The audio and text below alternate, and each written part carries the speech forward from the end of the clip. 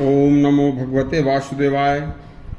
परम संत रामकृष्ण परमहंस के जीवन का आखिरी 50वां वर्ष सन 1886 की एक सच्ची कहानी, उनके जीवन की सच्ची कहानी है जो प्रत्येक मनुष्य के जीवन के लिए अति महत्वपूर्ण है। कहानी एक बार जरूर सुनना। रामकृष्ण परमहंस अति धर्मज्ञ भक्ति भाव वाले एक ब्राह्मण परिवार में सन 1836 में बंगाल के हुगली जिले के एक छोटे से गांव में पैदा हुए थे। उनका बचपन का नाम गदाधर था।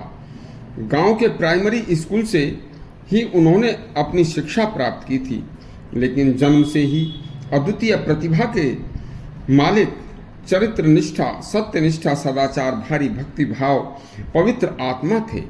उनके प्रिय शिष्य स्वामी विवेकानंद एक दिन उनके पास बैठे थे। कुछ बड़े बुजुर्ग और कुछ नौजवान भी उनके सामने बैठे थे। परम संत की आयु का 50वां वर्ष चल रहा था। उनके और शिष्य ब्रह्मानंद व शारदानंद भी वहां बैठे थे। तब एक दिन पवित्र संत रामकृष्ण परमहंस बोले, देखो भैया, मैं तो इतने ही दिन के लिए संसार में आया था। मेरे जाने का समय निकट आ चुका है।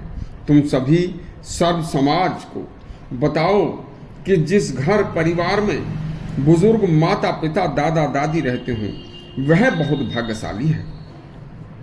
जो व्यक्ति अपने वृद्धजनों की सेवा करेगा उसे कहीं किसी तीर्थ स्थान पर भी जाने की आवश्यकता नहीं है। मरते समय तक उन्हें प्यार से हंसते हंसाते रहो। वृद्ध होने पर वृद्ध व्यक्तियों की शारीरिक श्रम की जो क्षमता होती है वह घट जाती है, पर मानसिक दक्षता और सुखद कल्पनाएं उनकी कभी नहीं घटती। वृद्धावस्था भी परमात्मा का एक हर मनुष्य को सर्वोत्तम उपहार है जो सबको मिलता है। इस अवस्था में उनके बीते जीवन काल के अनुभवों को पुत्र पौत्र आदि बहुएं सुने और सावधान होकर लाभ उठाएं। धैर्य व सहनशीलता इस बड़ी उम्र की एक महत्वपूर्ण पूंजी है। इस उम्र में अपना अधिक से अधिक मन भगवान की भक्ति में लगाएं और कुछ समय पुत्र पौत्र आदि बहुओं के साथ प्रसन्न मुद्रा में हंसाने में बिताएं।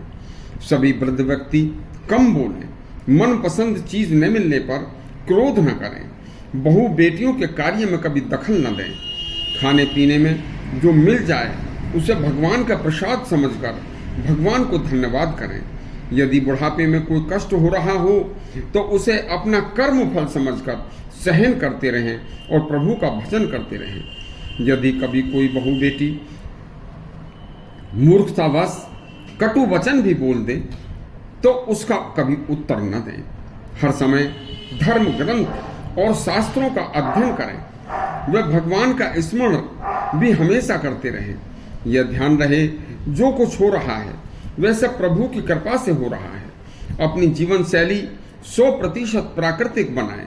अपनी जीवन ऊर्जा को व्यर्थ की चिंताओं में या व्यर्थ की क्रियाकलापों में खर्च न करें तथा जितना शरीर साथ दे उतना कुछ न कुछ काम में हाथ बटाना अच्छा होता है। जितनी सामर्थ्य हो उतना सहयोग परिवार का करते रहें।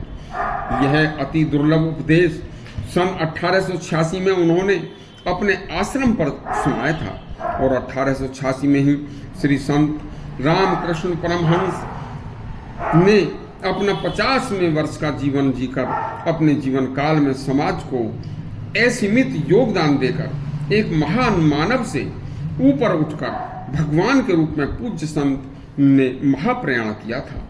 यदि आपको यह हमारा परम संत रामकृष्ण परमहंस का उपदेश अच्छा लगा हो तो हमारा चैनल सब्सक्राइब करें और घंटी दबाएं। धन्यवाद।